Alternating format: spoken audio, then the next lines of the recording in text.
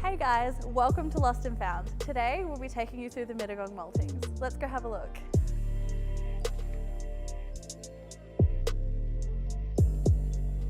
The heritage listed buildings were owned by Tooth & Co, which was one of New South Wales' major beer brewers from the mid-1930s until the mid-1980s.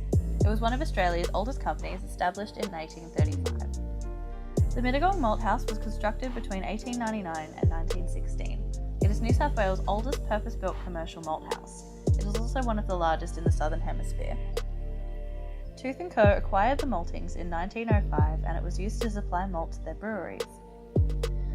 In 1942, two of the buildings were severely damaged by fire but were eventually repaired.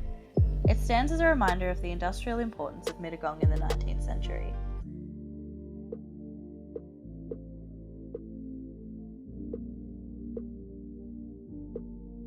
Here you can see a great example of Federation-era industrial architecture. The Maltings were at their most active in the 1940s. At this time, 27 men worked up to 4 shifts each day to produce 200,000 bushels of malt annually. If you prefer the metric system, that's over 4,000 tonnes per year. The malt produced on site was used to make 15 million pints per year.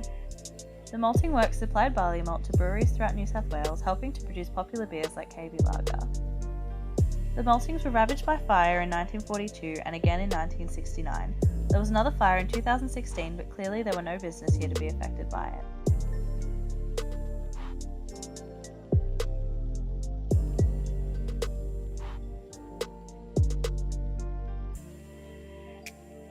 The maltings closed in 1981. Some pieces of machinery were taken by Tooths when they vacated. These are on display at the Powerhouse Museum.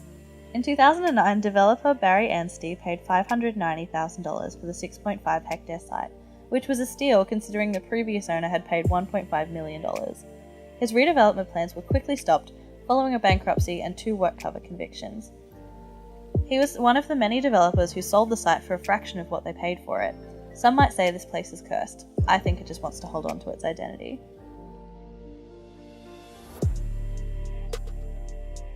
The malt produced here would go to breweries all around New South Wales, helping to make popular beers like KB Lager. Malt produced on site would go towards making about 15 million pints per year. These buildings still have a lot of really old machinery in them. As we can see here, we've got what used to be a conveyor belt behind us.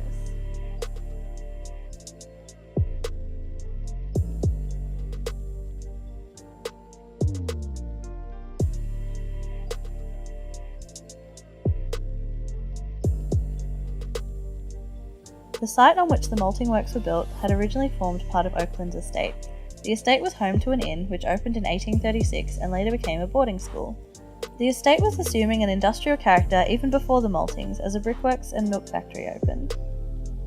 Mittagong was chosen for the site for the maltings as they needed particular atmospheric conditions, moisture content and temperatures for the process to run smoothly. Coastal areas didn't fit the bill here.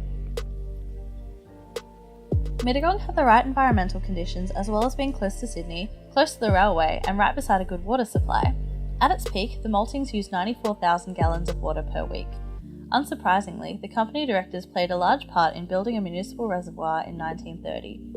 The maltings at one stage also supplemented their water supply with bore water. As the maltings grew, a light rail and pedestrian bridge was constructed to connect the buildings on either side of the creek. The maltings rather stubbornly maintained a traditional British production process. It was a loud and dusty place, the work was strenuous and the workers were in danger of industrial accidents, although they say they had a pretty good track record.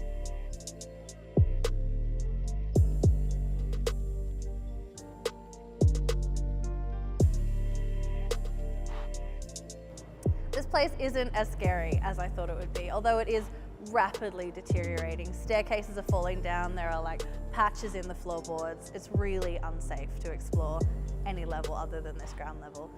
But you still appreciate the original beauty of this place, and I've really enjoyed being able to enjoy the history while I've been on the site.